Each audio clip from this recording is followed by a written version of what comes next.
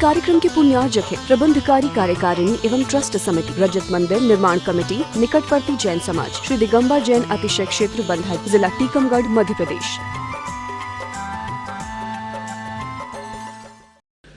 नमो सिद्धाणो नमो आयर्याणो नमो वज्रायाणो नमो लोये सवशाहूणम्।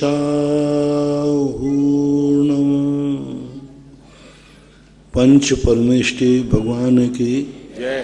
आचार्य श्री गुरुवर कुंद कुंद महाराज की जय। आचार्य श्री गुरुवर विद्यासागर महाराज की जय। परम पूजनीय निर्यापक श्रवण पूज्य श्री सुधा सागर जी महाराज की, शुल्लक देरी सागर जी महाराज की जय। मुनि श्री के चरणों में समस्त जिज्ञासा करताओं की ओर से कोटि कोटि नमोस्तु करते हुए पूज्य श्री आरोही जैन दोसा राजस्थान से पूछते हैं, नमोस्तु महाराज जी, भगवान जी की मूर्ति पर सिर पे जो गोल गोल बना रहता है वो क्या होता है? ऐसा कोई उल्लेख तो नहीं है। उनकी तपस्या के प्रतीक के रूप में बालों के झुंड का एक प्रतीक माना गया।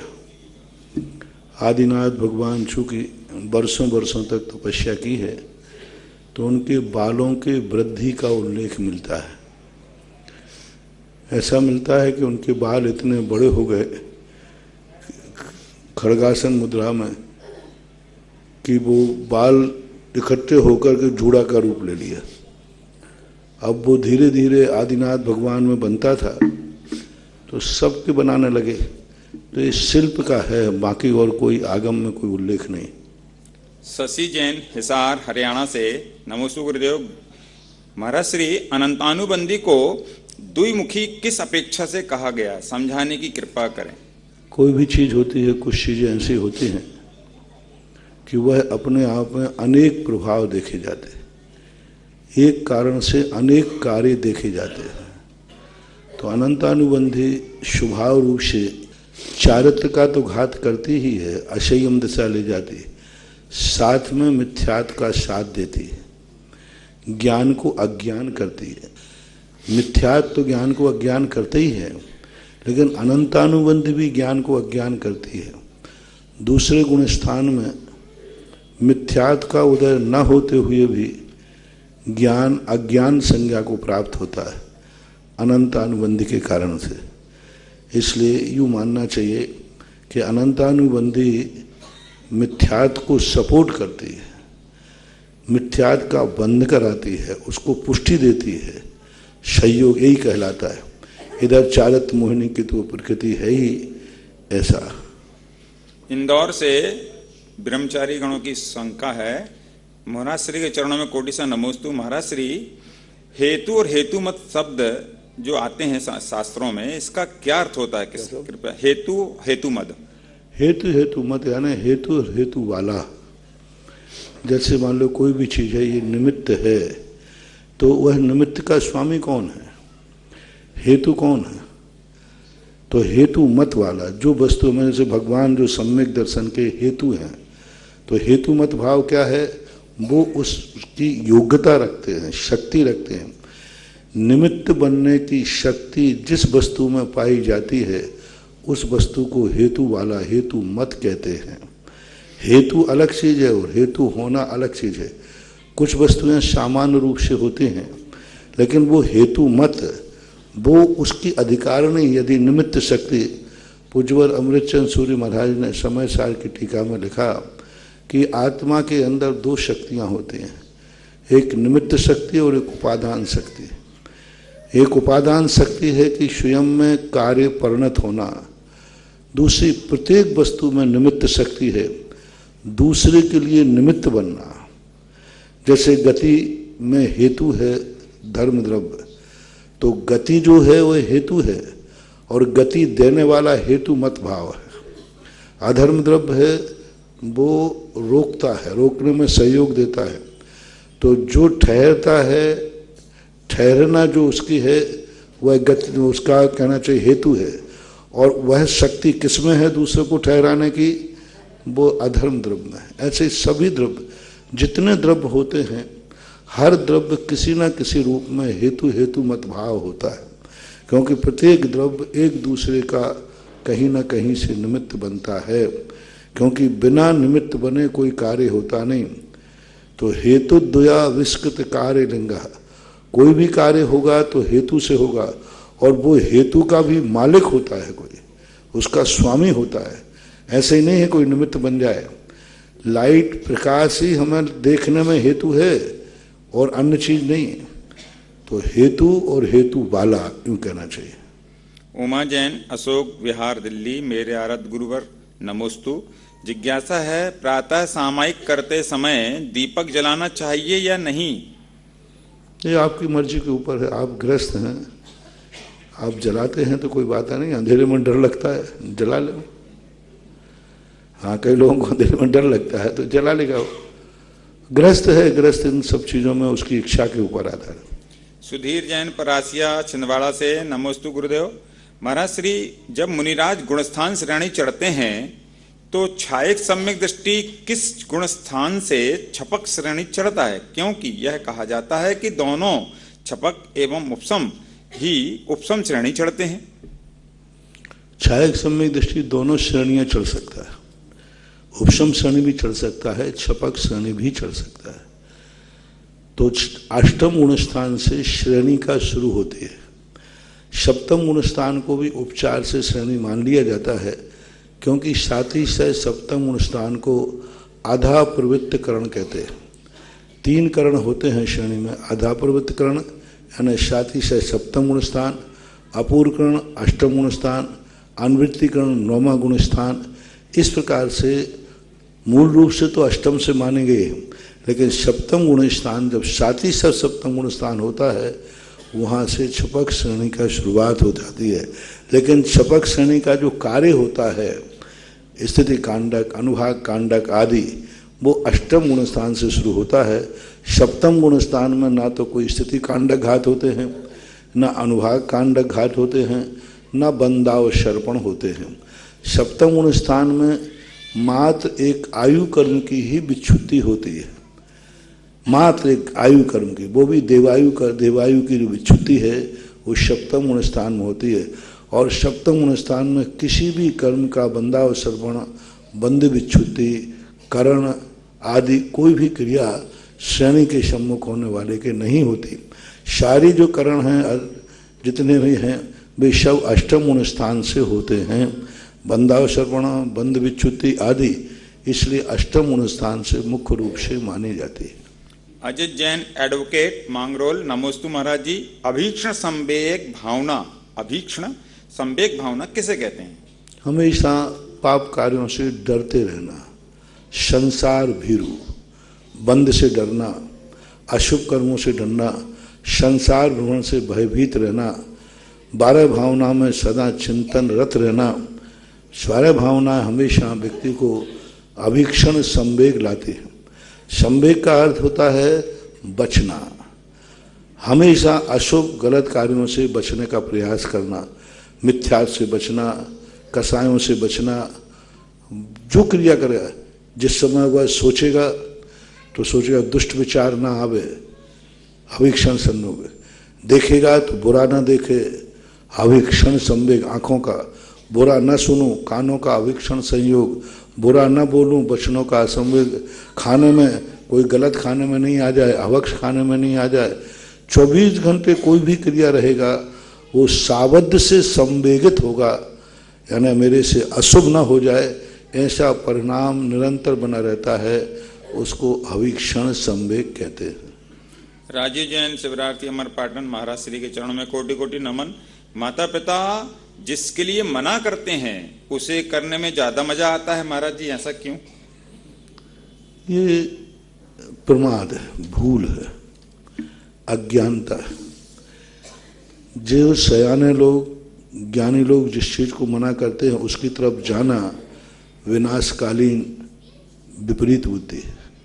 यही तो उसके विनाश का कारण बनता है कि गार्जियन या जो भी उसके हितकारी हैं जिस चीज़ को मना करते हैं उस तरफ जाना उसके अशुभ का संकेत है, डाउनफॉल का संयोग है। इनका दूसरा प्रश्न है, सर्वार्थ सिद्धि स्वाध्याय करते समय प्रश्न एक बात आई है, चैतन्य गुण सापेक्ष। चैतन्य गुण सापेक्ष का अर्थ समझाएं। चैतन्य गुण सापेक्ष क्या चीज? आगे पीछे वाक्य बोलना। जीवन क्रिया सापेक्ष और चैतन्य गुण सापेक्ष लिखा है। तो जीवन क्रिया चेतन गुण सापेक्ष, ठीक है। अब बात से जीवन की जो क्रिया है वो चैतन्य गुण के सापेक्ष है। यदि ज्ञान दर्शन के रूप में हमारी चेतनता, ज्ञान दर्शन होना अलग चीज है, लेकिन जैन दर्शन के अनुसार, अध्यात्म के अनुसार चेतन होना यानी ज्ञान वही जाने जो पदार्थ है। चैतन्य गुण दोनों हैं, लेकिन चैतन्य सापेक्ष का अर्थ है ज्ञान वही जाने जो पदार्थ है, दर्शन वही देखे जो पदार्थ है, अन्यथा नहीं देखना, अन्यथा प्रवृत्ति न होने देना, अन्यथा श्रद्धा न होने देना, अन्यथा ज्ञान नहीं होने देना, ये चैतन्य सापेक्ष कहलाता है। ज्ञान तो सभी को, मिथ्या दृष्टि को भी ज्ञान है, अभव्य को भी ज्ञान है, बालक को भी ज्ञान है, लेकिन वो सापेक्ष, चैतन्य सापेक्ष नहीं है। अभक्ष मिट्टी खा रहा है, जानता है मिट्टी को, जानता है कि मिट्टी है, लेकिन चैतन्य सापेक्ष नहीं, वो ये जानता नहीं है कि मेरे लिए हानिकारक है। ये कहलाता है चैतन्य। चैतन्य के दो अर्थ हैं, एक तो सामान्य ज्ञान दर्शन गुण चैतन्य गुण है, लेकिन अध्यात्म में जिस चैतन्य ज्ञान चेतना की बात कही, चैतन्य की बात कही है, वह कही गई है कि वो जो भी कार्य करता है उसके हानि उपादान को जानता है या नहीं। मिट्टी खा रहा है, वो मिट्टी को जान रहा है, लेकिन मिट्टी के प्रति वो चैतन्य अनुविधायी नहीं है, चैतन्य सापेक्ष नहीं है, वो साइड इफेक्ट को नहीं समझ रहा है। तो जो पंचेंद्रियों के विषयों के अभिमुख होता है वो चैतन्य सापेक्ष उसका ज्ञान नहीं है, चैतन्यता से रहित है, जिस चैतन्य को मोक्ष मार्ग में कहा गया। ऐसा। नमोस्तु गुरुवर। कुछ भाई लोग स्वाध्याय, पूजन, अभिषेक, शांति धारा करते हैं, लेकिन साथ में कुल देवी को भी पूजते हैं, तो उन्हें पूजन अभिषेक आदि का फल मिलेगा? सुबह राम के पास जाते हैं, शाम को रावण के पास, निर्णय आप ही खुद कर लें। सुबह जाकर के एक व्यक्ति जाकर के स्नान करता है, शाम को गंदगी में लपेट लेता है, तो ऐसे लोगों के लिए कुछ नहीं कह सकते, उनको सम्यक दर्शन की स्थिति नहीं बना सकते। ये वैनिक मिथ्या दृष्टि कहलाते हैं। सत्यासत्य दोनों की तरफ उनका श्रद्धान होता है, इसी को तो वैनिक बोलते हैं। वैनिक का अर्थ होता है जो सबको सत्य मानता है, असत्य को भी सत्य मानता है। सत्य के प्रति सत्य, असत्य भाव नहीं, सत्य को सत्य मानता है, असत्य को भी सत्य के बराबर मानता है। वैनिक का बहुत लोग सोचते हैं सत्यासत्य नहीं, सत्य के समान असत्य को भी सत्य की बराबरी पर मानने का नाम वैनिक मिथ्यात होता है। ऐसा स्वाध्याय मंडल बड़ागांव धसान। नमोस्तु गुरुदेव। प्राकृतिक आपदा जैसे बाढ़, भूकंप एवं बम विस्फोट जैसी घटनाओं में लाखों लोग एक साथ मरण को प्राप्त हो जाते हैं, तो इतने जीवों को एक साथ जन्म लेने की अनुकूलता तुरंत कब और कैसे बन जाती है? यहाँ तो कंप्यूटर अनंत अनंत जीव कहने कहा ना एक दिन कि अनंत अनंत जीव विग्रह गति में निरंतर रहते हैं। हर गति का अंतराल है, नरकों का अंतराल, देवों का अंतराल, सब मनुष्यों का अंतराल, इतनी देर तक, लेकिन कभी विग्रह गति में कभी अंतराल नहीं पड़ा। अनाहरक दशा कभी अंतराल को प्राप्त नहीं। अनंत अनंत जीव सदा विग्रह गति में रहते हैं। जन्म लेने मरण के कोई एकाध थोड़ी मरता है। तुम तो इतने के 150 लाख 2 लाख मरे होंगे, 1 करोड़ मरे होंगे। यहाँ तो प्रति समय अनंत अनंत जीव मरते हैं और अनंत अनंत जीव जन्मते। प्रति समय अनंत अनंत जीव मरते हैं। तो वो तो व्यवस्था, उनको कोई बड़ी आश्चर्य की बात नहीं। लाख करोड़ 2 करोड़ मनुष्यों को एडजस्ट करना कोई बड़ी बात नहीं। प्रकृति तो अनंत अनंत जीवों को प्रति समय एडजस्ट करती है, और वे अनंत अनंत जीव एक गति में नहीं जाते, नाना गतियों में जा रहे हैं। कोई मनुष्य बन रहा है, कोई त्रियंश बन रहा है, कोई, और एक समय में जाकर के जो श्रेणी है ना, एक समय बढ़ती अनुश्रेणी गति, इसमें भी अनंत अनंत जीव प्रति समय मरते हैं, विग्रह गति में अनंत जीव प्रति समय रहते हैं। तो ये तो प्रकृति की व्यवस्था है। अनिल कुमार जैन पिपराई से, नमोस्तु गुरुवर। अभिषेक करते समय ओम ह्रीम श्री वृषभादि वीरांतांजलेन स्नेहप्यामीति स्वाहा बोलते हैं।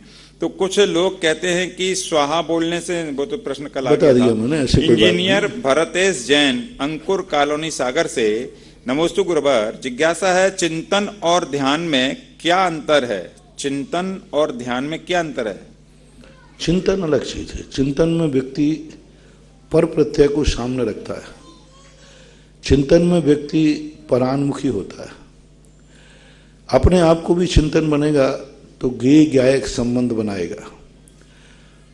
पर को तो चिंतन, पर को जब जब हम पर को चिंतन करेंगे वो चिंतन की कोटि में आएगा। भगवान कैसे हैं, भगवान का स्वरूप कैसा है, नरक आदि गति कैसी है, ये सब चिंतन है।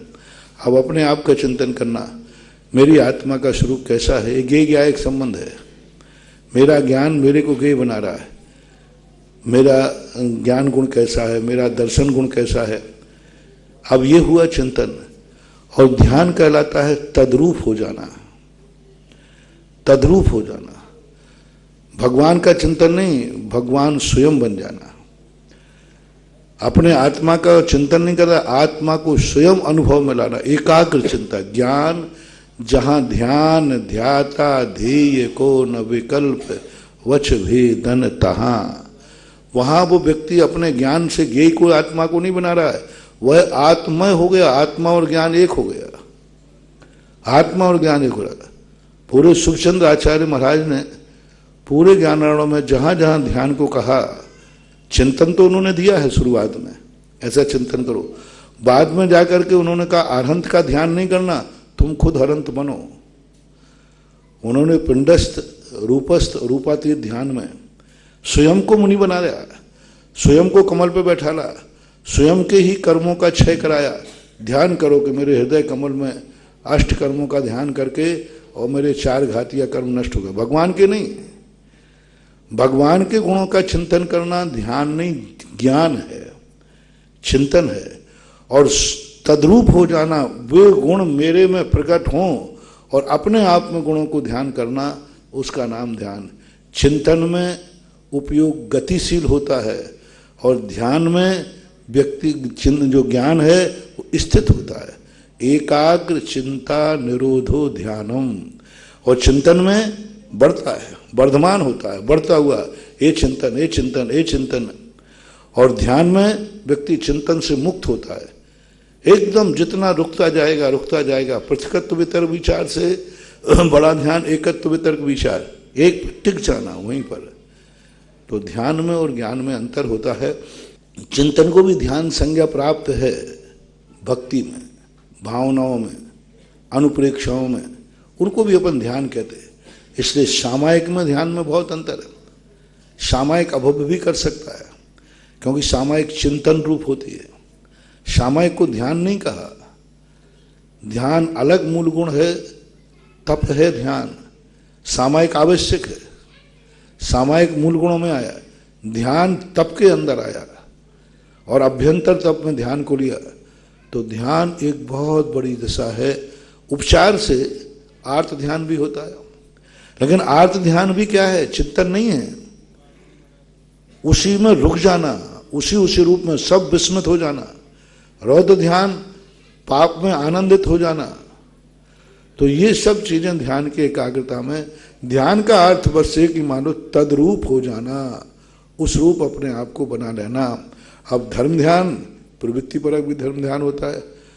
पूजा कर रहा है धर्म ध्यान ही है, जाप दे रहा है धर्म ध्यान कहा, भगवान की स्तुति कर रहा है, भगवान की वंदना कर रहा है, धर्म ध्यान है। तो ऐसे ध्यान के अनेक भेद हैं, अनेक भेद हैं। आज्ञा विचय धर्म ध्यान भी आता है, आज्ञा को मान रहा है धर्म ध्यान है। क्योंकि 24 घंटे में कोई ना कोई ध्यान तो है ही, लेकिन जो ध्यान हमारी निर्जरा का कारण बनता है वह वास्तविक ध्यान है एकाग्र चिंता निरोधो ध्यानम। श्रीमती सोनम जैन अंकुर कॉलोनी सागर से पूछती हैं, नमोस्तु गुरुवार। दीक्षा लेते समय दीक्षार्थी के हाथ में शुद्ध द्रव्य एवं श्रीफल दिया जाता है। दीक्षा संस्कार के बाद वह द्रव्य परिवारजनों की गोदी में वापस डाल दिया जाता है। जिज्ञासा यह है कि यह द्रव्य परिवारजनों को ही क्यों दिया जाता है, और जो दिया जाता है तो उस द्रव्य का फिर क्या करना चाहिए परिवारजनों को? कुछ विधियां ऐसी हैं, जो करवाता है, जो करता है, उसी की हवा ले लेना, तो अपन क्यों दिमाग लगा रहा है? अब कुछ परंपराएं ऐसी हैं जो आगम में कहीं भी दीक्षा विधि किसी भी शास्त्र में अभी तक देखने को नहीं मिली। पूरा मूलाचार पूज्यवर कुंदकुंज स्वामी महाराज ने इतना बड़ा प्रवचन सार में दीक्षा की पूरी लिखी। आप इच्छ बंधु बग्गो विमोच दो गुरु कलत पुत्ते ही, आप सब कुछ लिखा, गुरु को ग्रहण करता। लेकिन ये संस्कार आदि विधि की ना तो कुंदकुंज स्वामी चर्चा कर रहे हैं, ना मूलाचार कर रहे हैं, कहीं की ही नहीं। पूज्यवर शांति सागर महाराज के बाद से जो परंपरा चली है, जो पूज्यवर ने चलाई है, बस वही प्रभावमान है। इसमें कोई दोष नहीं है, निर्बद्ध है, अपन को आज्ञा के रूप में स्वीकार करना चाहिए, यही सम्यक मार्ग है। श्रीमती हीरा जैन अंकुर कॉलोनी से, गुरुवर नमोस्तु। जब दीक्षा लेते समय दीक्षार्थी के ग्रस्त जीवन के माता पिता उपस्थित रहते हैं, तो फिर धर्म के माता पिता क्यों बनाए जाते हैं? ये भी कोई उल्लेख नहीं मिला, कहीं हमें देखने को नहीं आया।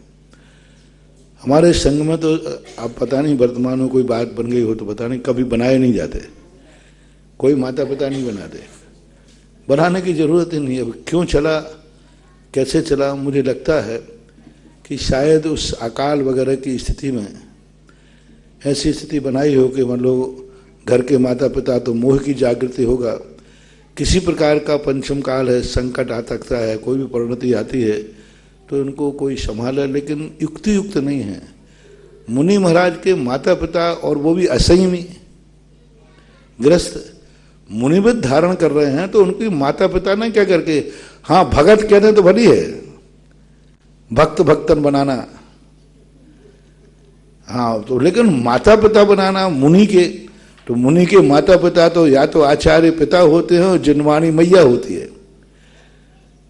औचित भी नहीं है, तर्कयुक्त भी नहीं है, उचित भी नहीं है कि एक संयमी के माता पिता, क्योंकि माता पिता एक पूज्य पद है, एक आदरणीय वंदनीय पद है, तो वो मुनि महाराज उनको माता पिता के रूप में कैसे स्वीकार करेगा, क्या करेगा, हमारी बुद्धि से परे है, मेरी दृष्टि से उचित नहीं है।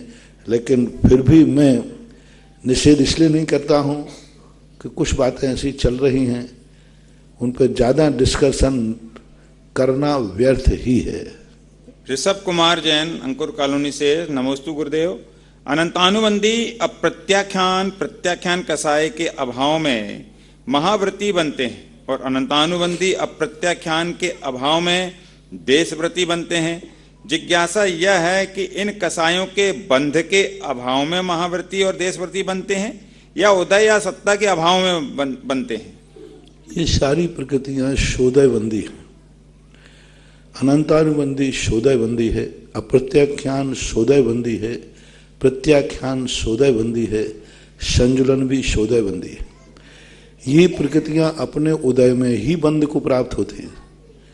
अतः ये जहाँ तक इनका उदय है वहाँ तक इनका बंध है। अनंतानुबंधी जहाँ तक उदय है वहीं तक इसका बंध है। प्रत्याख्यान जहाँ तक उनका उदय है वहीं तक बंध है। प्रत्याख्यानावरणी जहाँ तक उदय है वहीं तक बंध है। संजुलन का जहाँ तक उदय है वहीं तक बंध है। इसलिए इनके लिए मास संजुलन में छोटा सा एक विकल्प 10वें गुण स्थान में आता है कि 10वें गुण स्थान में उदय तो है लेकिन संजुलन का बंध नहीं होता, क्योंकि 10वें गुण स्थान में जो है मोहिनी कर्म का पूर्णता बंध रुक जाता है, 9वें गुण स्थान में ही रुक जाता है। 10वें गुण स्थान में मात्र 3 घातिया कर्मों का बंध होता है, ज्ञानावरणी, दर्शनावरणी और अंतराय। मोहिनी का बंध 10वें गुण स्थान में नहीं होता, लेकिन मोहिनी का उदय है। लेकिन उसके पहले बहुतायत 9वें गुण स्थान तक ये शोदय बंदी है, तो बंद और उदय इनका चलता रहता है। रिजुता जैन सहडोल, नमोस्तु गुरुदेव। हमने टीवी में देखा कि अभिषेक के समय अभिषेक की थाली में पंचमेरु को भी विराजमान किया गया था, तो क्या ऐसा किया जा सकता है? ठीक नहीं, उचित नहीं है। और वो मेरू रखते हो जिनमें मूर्ति ही नहीं है। आजकल मंदिरों में चांदी की मेरू चढ़ा देते हैं, वो तो पहाड़ हैं। और आजकल मेरू ऐसे चढ़ा देते हैं वो मूर्तियाँ चिपकी हुई रहती हैं। वो मूर्ति में कोई अंगोपांग नहीं, चढ़ाने वाले को नुकसान, मंदिर को नुकसान, सब तरफ से नुकसान। मेरू पहले बनते थे, बड़े बड़े मेरू बनते थे, उसमें मूर्तियां रहती, कम से कम उस मूर्ति का दर्शन तो, कम से कम अंगोपांग तो दिखना चाहिए ना। तो पहले जो मेरू बनते थे 4-4, 5-5 फुट के पुरानों मंदिरों में, वो मेरू ठीक है। और आज जो मेरू चढ़ाए जा रहे हैं छोटे से चांदी बना करके, ये गलत है, नहीं चढ़ना चाहिए, नहीं रखना चाहिए। महेंद्र जैन, पत्रकार, इंदौर। नमोस्तु गुरुवर, आपके आदेशानुसार, सलाह अनुसार, उपदेशानुसार हमने अपने कॉलोनी के मंदिर में रजत मुकुट धारण कर बोलियों के माध्यम से शांति धारा कुछ समय से प्रारंभ करवाई है। महाराज जी, उसके बाद से कुछ भक्तों की भीड़ भी बढ़ी, लोगों ने उसका उपयोग भी किया, लोगों में उत्साह भी बढ़ा, श्रद्धान बढ़ा, लेकिन कुछ लोग इसका विरोध कर रहे हैं, उसे बंद करने के लिए समाज में नकारात्मकता फैला रहे हैं। महाराज जी, ऐसे लोगों को किस प्रकार का फल मिलेगा? अच्छी वस्तु का तो विरोध होता है, बुरी वस्तु का थोड़ी कोई विरोध करता। और दूसरी बात है कि कुछ लोगों की कितना अंतराय कर्म डाल रहे हैं, कितना अंतराय कर्म। एक तो जिन लोगों का पैसा पाप में जाना था, वो इस बहाने धर्म में जा रहा है, और वो धर्म से यदि आपका पैसा रुक गया तो अब वो पैसा जितना पाप में जाएगा, जो रोक रहे हैं उनको तरफ जाएगा। दूसरी बात है, मंदिर के अंदर दान बढ़ रहा है, मंदिर की वृद्धि होगी, तो उसमें विघ्न डाल रहे हैं। रही बात ऐसे लोगों के लिए, वो ही डालते हैं दान में विघ्न, वो ही डालते हैं जो दान नहीं देते हैं। कोई बात नहीं, इनका कर्म उनको इस लायक बना देगा कि वो विरोध करने लायक भी नहीं रह पाएंगे। विरोधियों को विरोध करने की छूट दे दो, समर्थों को कार्य करने का संकल्प कर लेना चाहिए। विरोधियों की धमकी से नहीं डरना। वो कहे हम मंदिर नहीं आएंगे, पधारो साहब, तुम्हें कोई अंतराय कर्म बंद होने वाला नहीं। अच्छी कार्य के लिए तो दृढ़ता से ही पालन करना पड़ेगा, और दृढ़ता से पालन नहीं करोगे, श्रेयांसी बहु विघ्नानी, अच्छे कार्यों में विघ्न आते हैं। अपनी दृढ़ता रखो, अपनी संगठन मजबूत रखो, तो ये जो विरोध करने वाले हैं, आज नहीं कल इनको जब ठोकर लगेगी। मैंने ऐसे लोगों को देखा जो शांति धारा का इतना विरोध करते थे, इतना विरोध के बहुत बुरे भाव कर देते, यह व्यर्थ है, ये सब है। उन्हीं ने आकर के मेरे से शांति धारा की बात कही। मैंने कहा भैया तुम क्या कर रहे हो, विरोध कर रहे हो, तुमने तो खूब विरोध किया। आप सब बोले महाराज पुरानी याद मत दिलाओ, आप तो शांति धारा करा दो मेरी। मैंने कहा भाई ये तो व्यर्थ है, बेकार है। बोले नहीं, इससे अच्छी चीज कोई है ही नहीं, अब मुझे ठोकर लगी है तब पता चल रहा है। और उन्होंने लाखों रुपया, 1.5-2 लाख रुपए की शांति धारा लेकर के, शांति धारा की, और पूरा विरोध किया। और जब ठोकर लगी और वो शांति धारा करने के बाद जो उनको लाभ हुआ, उसके बाद उन्होंने उसके प्रायश्चित में शांति विधान किया। और आज सब लोगों से कहते हैं भैया भूल करके कभी शांति धारा का विरोध मत करना, मैंने करके देख लिया। तो कुछ लोग ऐसे होते हैं कि ठोकर खाने के बाद चेतते हैं, चेतेंगे, जागेंगे। अजित जैन, एडवोकेट, आज मांगरोल। देखो शांति धारा जब शुरू में हुई थी खूब विरोध हुआ था। उन मंदिरों में शांति धारा हो रही, उन तीर्थों जो शांति धारा के विरोधी थे, जो कमेटियां शांति धारा के विरोधी थी, आज बेई मंदिर में शांति धारा करके लाइव चला रहे हैं, लाइव चला रहे। आज अभिषेक खाली टाइम में चलता था, जब कोई कार्यक्रम नहीं होता तो टीवी वाले जो थे अभिषेक दिखाना शुरू कर दो। आज अभिषेक की बड़ी क्रेज है, 10-10 मिनट के लाखों रुपया दे रहे हैं। 10-10 मिनट के, 10 में भी 9 मिनट, 7 मिनट, 6 मिनट, 7 मिनट के लाखों रुपया दे रहे हैं शांति धारा के, और लोग देख रहे हैं। सवेरे 5 बजे से शुरू होती है, दोपहर में 11, 10, 11 बजे तक चलती रही, 1 मिनट खाली नहीं। आज लाइव में सबसे पिच टाइम जो है वो 5 बजे से 11 बजे तक शांति धारा में है, खाली ही नहीं है। क्यों? ऐसे फोकट में लोग लाखों रुपया दे रहे हैं, ऐसे फोकट में लोग देख रहे हैं, करने वालों को लाभ हो रहा है, देखने वालों को लाभ हो रहा है, तभी लोग उसको स्वीकार कर रहे हैं। अजित जैन, एडवोकेट, मांगरोल बारा। नमोस्तु महाराज जी, आपका ड्रीम क्या है, स्वप्न क्या है? ये तो पक्का है कि मोक्ष तो कंफर्मेशन हो गया है आपका, किंतु आगे का स्वप्न क्या है आपका? मेरा स्वप्न, अरे वाह, जीवन एक स्वप्न है जिसे साकार करना है, जीवन एक चुनौती है जिसे स्वीकार करना है। जीवन ही तो एक स्वप्न है, जीवन ही एक स्वप्न है। यदि ये जीवन साकार हो गया तो बस समझ लेना कि यही सबसे बड़ा स्वप्न है। जीवन को जियो, जीने की अनुभूति होना चाहिए, मैं जी रहा हूं, मुझे अनुभूति होना चाहिए कि मैं अभाग्यशाली हूं, मैं जी रहा हूं। सुबह उठ को तो ऐसा चलना चाहिए मैंने कितना भाग्यशाली हूं कि आज रात जीत ली मैंने। भगवान के सामने खड़े होते भाव होना चाहिए मैं कितना भाग्यशाली हूं, भगवान के सामने खड़ा हूं। जब नीचे देख करके चले मैं कितना भाग्यशाली हूं, जीवों को कुचल नहीं रहा हूं, बचा रहा हूं। जब मैं स्वाध्याय कर रहा हूं तब वो अभाग्य की अनुभूति होना मैं कितना भाग्यशाली हूं। जिनेन्द्र भगवान ने जो कहा है मैं पढ़ रहा हूं, माला फेर रहा हूं, अनुभूति होना चाहिए मैं कितना भाग्यशाली हूं। दुनिया इस समय पाप कर रही है, मैं माला फेर रहा हूं। जब सामायिक बैठो तो अनुभूति में आनंद आना चाहिए मैं कितना भाग्यशाली हूं, इस समय सामायिक कर रहा हूं। जब प्रतिक्रमण करो तो भाग्यशाली मानना चाहिए मैं कितना भाग्यशाली हूं। दुनिया तो पाप करके पाप कोई नहीं समझती, मैं तो पाप नहीं करने पर भी प्रतिक्रमण कर रहा हूं। 24 घंटे जो क्रिया है उसमें जीना सीख लो, यही जीवन का सबसे बड़ा स्वप्न है। हर क्रिया में एक भाग्यशाली की अनुभूति, मैं कितना भाग्यशाली हूं।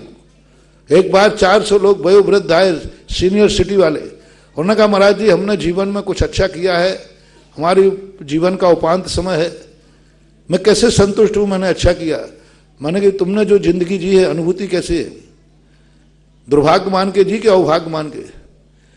क्या तुम्हें ये फीलिंग हुई कि मैंने कितना भाग किया कि मैंने ये जिंदगी पाई?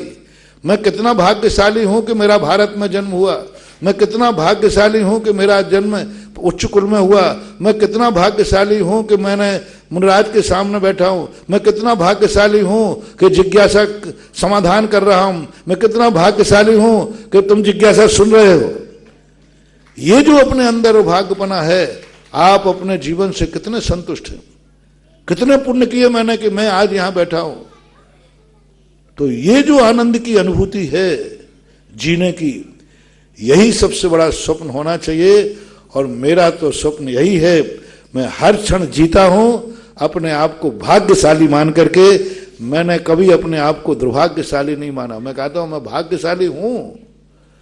और कभी आ भी जाए तो फिर उस भाग्यशाली बनने का स्वप्न देखता हूं, और स्वप्न साकार करना ही व्यक्ति का सच्चा पुरुषार्थ और लक्ष्य होना चाहिए। श्रीमती अंशु जैन, यूएसए से। नमोस्तु महाराज श्री।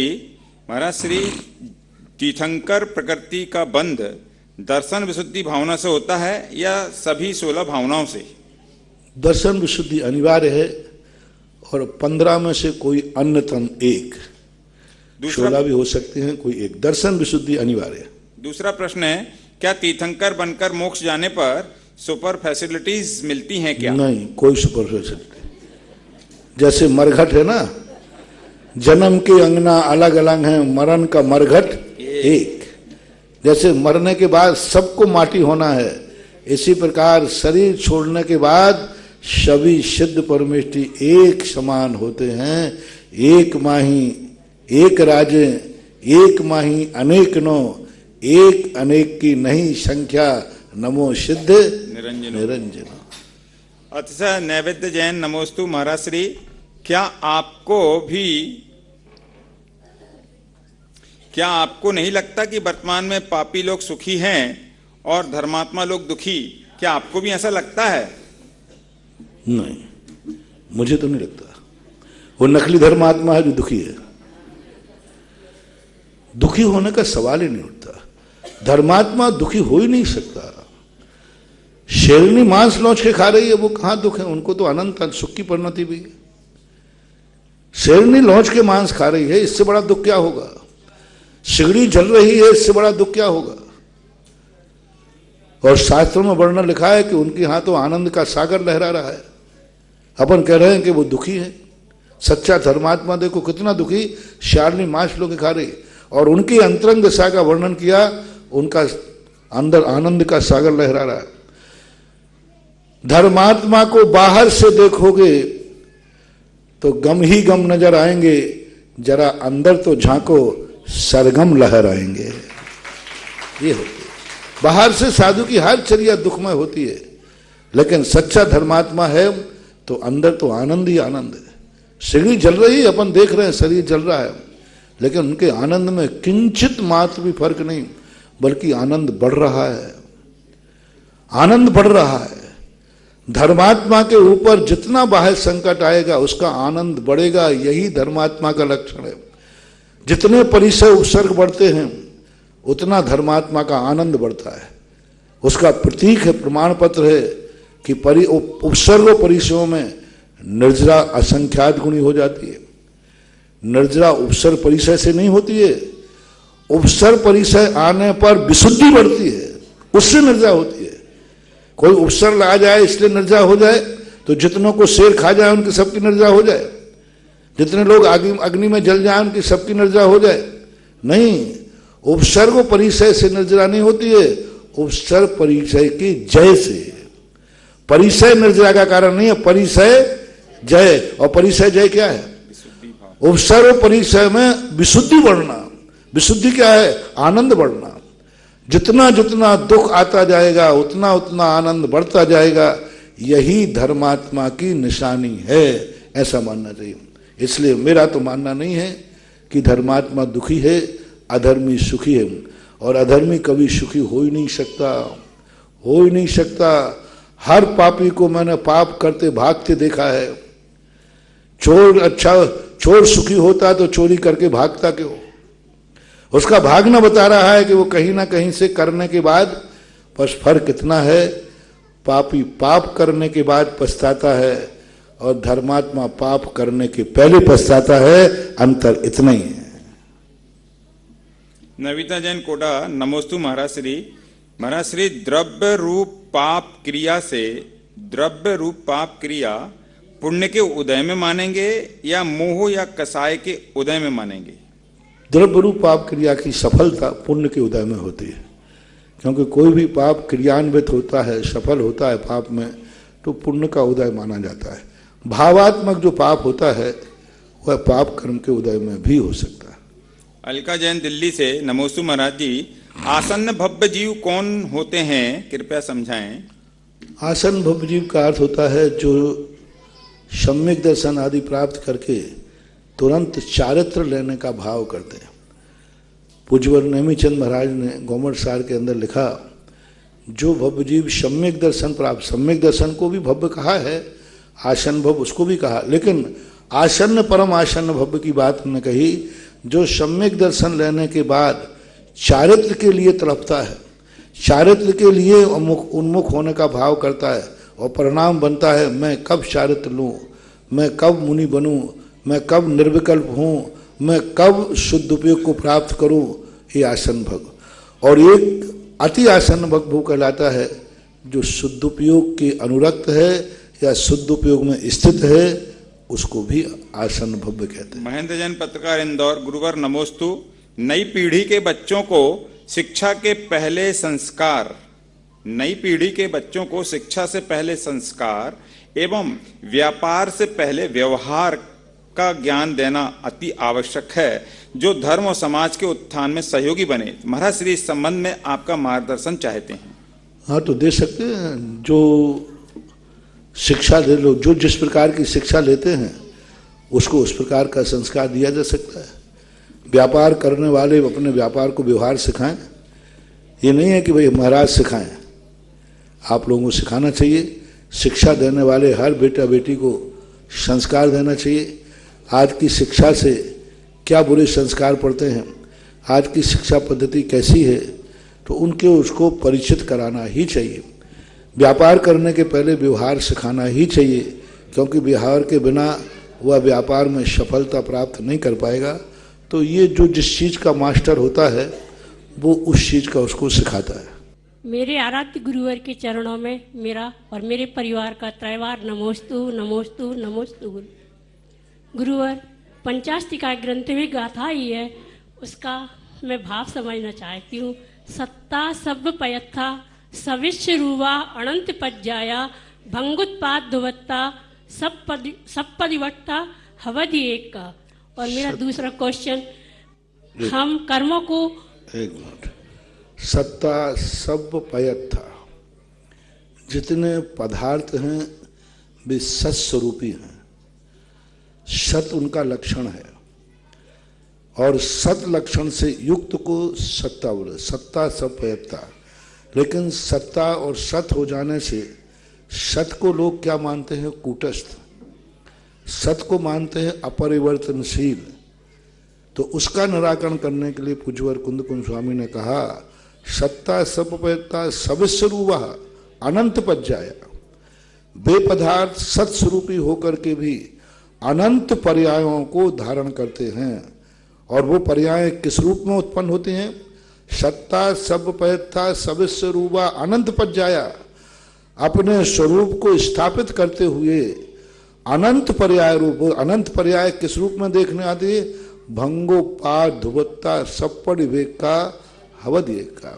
भंग उत्पाद और व्यय ध्रुव रूप में है, और सपड़ विवेक का, और यदि सापेक्ष उनको किया जाए तो ये सब एक ही द्रव्य रूप है, एक ही द्रव्य में हैं, अनेक होकर के भी एक हैं।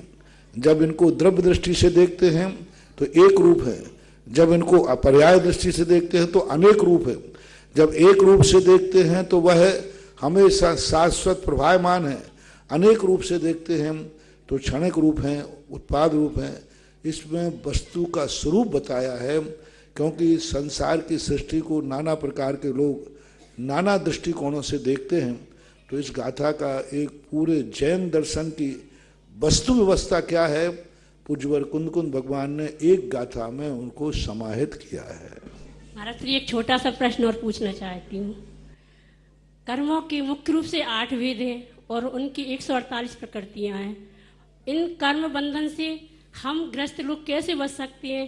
कृपया मेरा मार्ग। कर्म बंधन के जो जिस रूप में है उतना तो बच सकता है ना। ग्रस्त हैं, अग्रस्त तो नहीं है। जितना जो ग्रस्त की भूमिका में नहीं है उससे तो हम बच सकते हैं। हमारे जैन दर्शन में कहा, जो जिस भूमिका में है उससे जो निचली दशा है, उस निचली दशा में अपने मन वचन काय को नहीं जाने देना, यही बचाव है। जो जहां है वहां तो वो बच नहीं पाएगा। ग्रस्त है तो ग्रस्त के संबंध में जौने होने वाले आरंभ और परिग्रह के दोष से तो वो बच नहीं सकता किसी भी हालत में। लेकिन जो गृहस्थ के करने योग्य नहीं है, मान लो जैनी है, तो जैनी को जो कर्त करना है वो तो उतना तो बंद होगा, लेकिन जैन कुल में जो कार्य नहीं होते हैं उन कार्यों को मन वचन काय से नहीं होने देना, यही बचाव सबसे बड़ा है। जो जिस गुण स्थान में है उस गुण स्थान के युग तो बंद होगा, लेकिन अपने मन वचन काय को निचले गुण स्थान में नहीं जाने देना, यही सबसे बड़ा बचाव कहलाता है। तलवंडी जैन मंदिर समिति, तलवंडी जैन समाज और मेरे साथ यहाँ उपस्थित श्री संजय जी, अर्चना जी और क्षितिज सोनी उदयपुर की तरफ से महाराज श्री के चरणों में त्रिबार नमोस्तु नमोस्तु नमोस्तु। आज बड़ा ही शुभ दिन है। अंग्रेजी महीने के हिसाब से, अंग्रेजी दिनांक के हिसाब से हमारे परम पूज्य गुरुवर आचार्य श्री विद्यासागर जी महाराज का जन्म दिवस आज 10 अक्टूबर है। इस अवसर पर एक बार जोरदार जयकारा लगाएं। आचार्य श्री विद्यासागर जी महाराज की। महाराज जी, एक छोटी सी शंका जिज्ञासा है मेरी। हम जब भी श्वेतांबर साधु साध्वियों के पास जाते हैं तो हमें वो मांगलिक सुनाते हैं, किंतु कभी दिगंबर मुनि हमें मांगलिक नहीं सुनाते हैं। इसका क्या कारण? परंपराएं हैं, परंपराओं को अपना निर्वाह करना चाहिए। उनके यहाँ उसी प्रकार की परंपरा है। तो श्वेतांबर हो तो आप उनसे सुनिए, दिगंबर हो तो जो दिगंबर साधु करते हैं वही करिए। आप जो हो वही करिए। ललिता कोठारी जावरा और तैयार रहेंगे ब्रह्मचारिणी विमलेश दीदी। शीघ्रता से आगे आ जाएं। प्रातः स्मरणीय गुरुवार के चरणों में बारंबार नमोस्तु। महाराज श्री, मेरी जिज्ञासा ये है कि सकाम निर्जरा और अकाम निर्जरा में क्या अंतर है? सकाम निर्जरा और अकाम निर्जरा में क्या अंतर है? सकाम निर्जरा का अर्थ होता है जो व्यक्ति मोक्ष पाने के लिए, आत्म सिद्धि के लिए, कर्मों के क्षय के लिए जो निर्जरा की जाती है वह सकाम निर्जरा कहलाती है। और जो मजबूरी में संसार के विषय कषायों को प्राप्ति के लिए जो शरीर के लिए कष्ट दिया जाता है, उपवास आदि करते हैं, वो अकाम निर्जरा कहलाते हैं। अकाम निर्जरा का अर्थ है कि ऐसे कार्य के लिए निर्जरा करना जिन कार्यों के लिए कोई मतलब ही नहीं निकलता, उपयोगी नहीं, हितकारी नहीं, संसार के बढ़ाने के लिए जो कार्य निर्जरा की जाती है वो अकाम निर्जरा कहलाती है। और संसार को क्षय करने के लिए जो निर्जरा की जाती है वो सकाम निर्जरा कहलाती है। तैयार रहेंगे ब्रह्मचारिणी विनीता दीदी। नमोस्तु गुरुदेव, नमोस्तु नमोस्तु नमोस्तु। मेरे और मेरे परिवार की ओर से नमोस्तु नमोस्तु नमोस्तु। गुरुवर, मेरी जिज्ञासा यह है कि जब मंदिर जब में हम ध्यान करते हैं तो कहते हैं कि किसी एक भगवान का इष्ट रखकर ध्यान करना चाहिए, लेकिन जब हम ध्यान करते हैं तो हमारे सामने, हमारे आंखों में सभी भगवानों की छवि आंखों में आती है। कभी बिजोलिया के परशनाथ भगवान की, तो कभी चांदखेड़ी के आदिनाथ भगवान की, तो कभी अजमेर नारियली के मुनि सुव्रत भगवान की। तो हे भगवान, हमें क्या करना चाहिए? एक भगवान का ध्यान रखकर ध्यान करना चाहिए या सिद्धशिला पर विराजमान सभी भगवानों का ध्यान करना चाहिए? कृपया। जैसे पिक्चर देखते समय जो चित्र सामने आ जाता है उसी को देखते हो, जो भगवान आ जाए उसी को देखना चालू कर दो, अपना क्या फर्क पड़ता है। और बूढ़ी बात ये, जब ध्यान नहीं है, ये एक प्रकार का चिंतन है, उपयोग को अन्य रूप में न जाने के लिए। तो मैंने कहा ना अभी, एक उपयोग अन्य तरफ न जाए इसलिए किसी तरफ मोड़ा जाता है, और एक कहलाता है किसी पर स्थिर करने के लिए, मैं उस पर रुकना चाहता हूं, तो वो ध्यान की कोटि में आता है। बीतरागी भगवान ही तो आ रहे हैं, चाहे बिजोलिया वाले आए, चाहे चौलेश्वर वाले आए हैं, तो पारसनाथ ही ना। कोई बात नहीं, ये तुम्हारे मन की चंचलता की परिणति होती है, लेकिन फिर भी शुभ से शुभ में ही जा रहा है, कोई बात नहीं। ब्रह्मचारिणी विनीता दीदी और तैयार रहेंगे विमलेश दीदी, और उसके बाद में राजेश जी जैन बढ़िया। पथ प्रदर्शक जीवन निर्यापक श्रमण श्री के चरणों में सत सत नमन। हे पूज्य, कार्योत्सर्ग 27 श्वास और उच्छ्वास पूर्वक माना गया, फिर ये 9 बार नमोकार मंत्र पढ़ना, ये कहाँ से आया, क्यों प्रथा चालू हुआ और सम्यक क्या? जोर से बोला। कार्योत्सर्ग 27 जो एक कार्योत्सर्ग है वो शास्त्र में, जैसे मैंने भी पढ़ा था कि 27 श्वास उच्छ्वास पूर्वक माना गया, फिर ये 9 बार नमोकार मंत्र को पढ़ना, और ये प्रथा कहाँ से आई और सम्यक रूप क्या है? जिसमें जैसा मन लग जाता है। श्वासोच्छ्वास कायोत्सर्ग का वास्तविक अर्थ है कुछ पढ़ना ही नहीं है। कायोत्सर्ग का अर्थ होता है उतने श्वासोच्छ्वास प्रमाण अपने शरीर के प्रति ममत्व से रहित होना का नाम कायोत्सर्ग है। उसमें कुछ पढ़ने का कहा ही नहीं गया। लेकिन पूज्यवर वसुनंदी महाराज ने कहा, उन्होंने कहा जब व्यक्ति अपने उपयोग को कायोत्सर्ग में नहीं रमा पाता काय से, तो उसको अपने काय से उपयोग हटा करके पंच परमिष्टि में लगा देना चाहिए। 2 उन्होंने कारण बताए। पहला तो यही है कि निर्विकल्प हो जाओ, शरीर के प्रति निर्ममत्व हो जाओ। इसलिए हमारे मुनि धर्म के अंदर जितने कायोत्सर्ग हैं उनमें कहीं कुछ पढ़ने को नहीं कहा। इस कार्यक्रम के पुण्यार्जक है प्रबंधकारी कार्यकारिणी एवं ट्रस्ट समिति, रजत मंदिर निर्माण कमेटी, निकटवर्ती जैन समाज, श्री दिगंबर जैन अतिशय क्षेत्र बंधर, जिला टीकमगढ़, मध्य प्रदेश।